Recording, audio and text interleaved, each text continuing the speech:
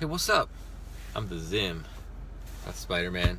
This is the Zim video, and this is a rideshare nugget. It's a little short thought, idea, commentary on the rideshare industry and being a rideshare driver for the last 2+ years. A little over 12,000 rides. And today I'm going to talk a little bit about rental programs. Is it worth it to rent your car through Lyft or Uber? It's a very potentially polarizing idea.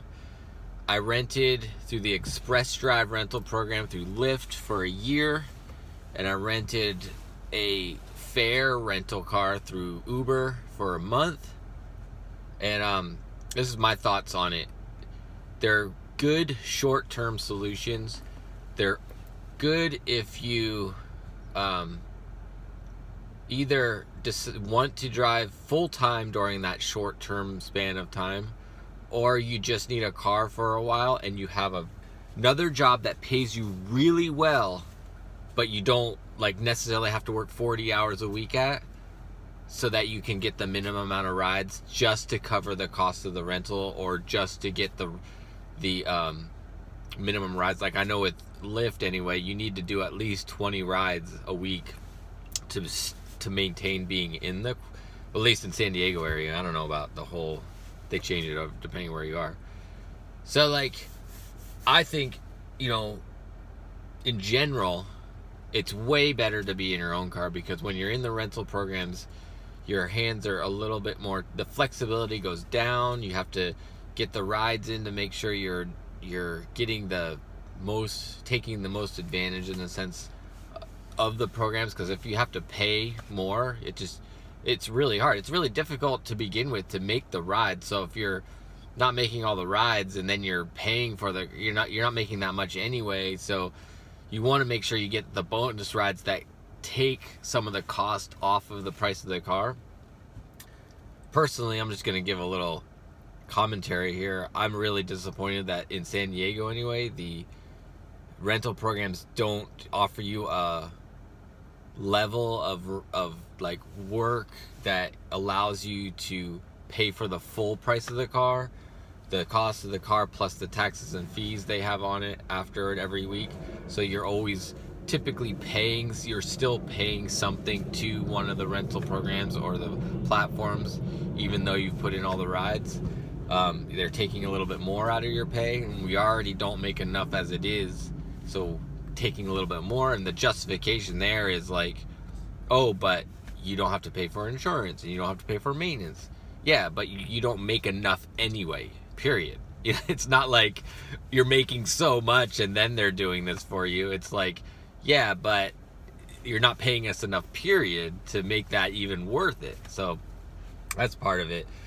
But just the fact that the flexibility goes way down when you're in the rental programs, especially if you're doing it long term, it really makes it hard after a while. So I do not advise going into the rental program saying, hey, I'm going to do this for a year, 2 years. I say do the rental program until you can get to a place where you can buy your own car, whatever that looks. And there's lots of different philosophies on what type of car you should buy, if you should buy a new or used one. But for just in terms of the rental programs, my advice as being in the programs, try to find a program in your area that gives you more money back. Like when I was in the fare rental program, I would get $100 a week back. I would make $100 by being in the program. I don't know if that's still the case right now by being in the fare program, but that was a pretty good deal. But in terms of if your rental program makes it that you're always, even with the highest level of bonus that you can get off of doing the rides, you're still paying the platform money, I would think hard about it and see if it really works for you, because a big part of it for me is the mental part. It's knowing that you're hustling and you're grinding your face off, and yet you still are paying the company. It really makes it hard. It took its toll on me, going oh man, I'm working hard for these companies and they can't even kick down another $20 or $30 to make it just a straight even cut.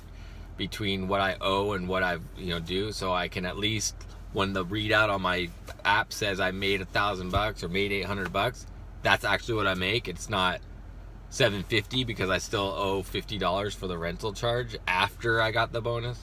Anyways, something to consider. Those are my thoughts. So is it worth it? I think it's only really worth it if you're thinking about doing it short term, you have the time to dedicate to it. But if you're thinking about long term, it's not worth it if you're going to go long term, because it takes its toll. It's too hard to take vacations.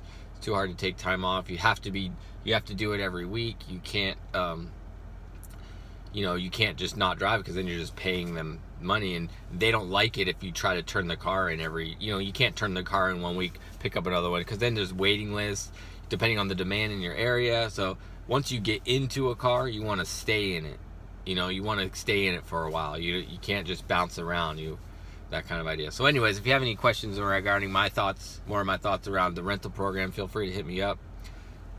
Put comments on these videos, and then be sure to check out my full show called My Rideshare Experience on this channel. I post one every week pretty much. It's like got a green thumbnail. You can see it. It's different than this because this is just my face in the thumbnail.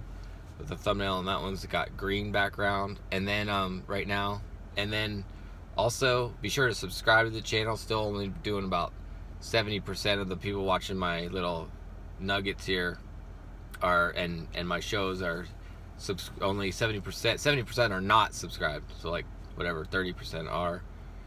So anyways, until next time, be excellent to each other. Hope you're getting lots of rides, long ones, because that's where the money's at, and your tips are big. Peace.